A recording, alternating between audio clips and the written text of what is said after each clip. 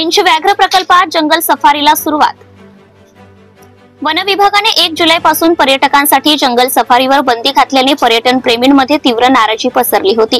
पावसाळ्यात जंगलातील रस्त्यांची दुरावस्था होत असल्याने पर्यटकांची वाहने अडकण्याचा धोका असतो, तर हा कालावधी वन्य प्राण्यांच्या प्रजननाचा असल्याने त्यांच्या अधिवासात मानवी हस्तक्षेप टाळण्यासाठी हा निर्णय घेण्यात आला होता। मात्र आज दिनांक 12 ऑक्टोबर पेंच व्याघ्र प्रकल्पातील चोर बाहुली गेट पर्यटकांसाठी खुला करण्यात आला। यामुळे पर्यटन प्रेमींमध्ये आनंदाचं वातावरण तयार झाले।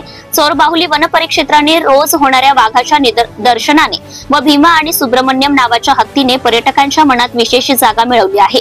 त्यामुळेच या ठिकाणी पर्यटकांची गर्दी पाहावयास मिळते।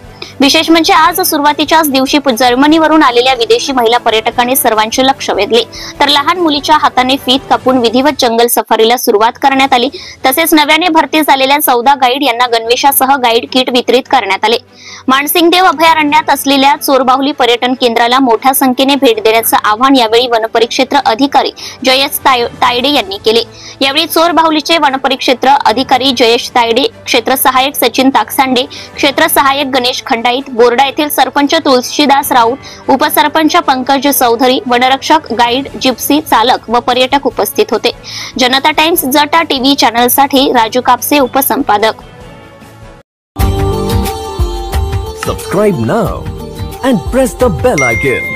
Never miss an update.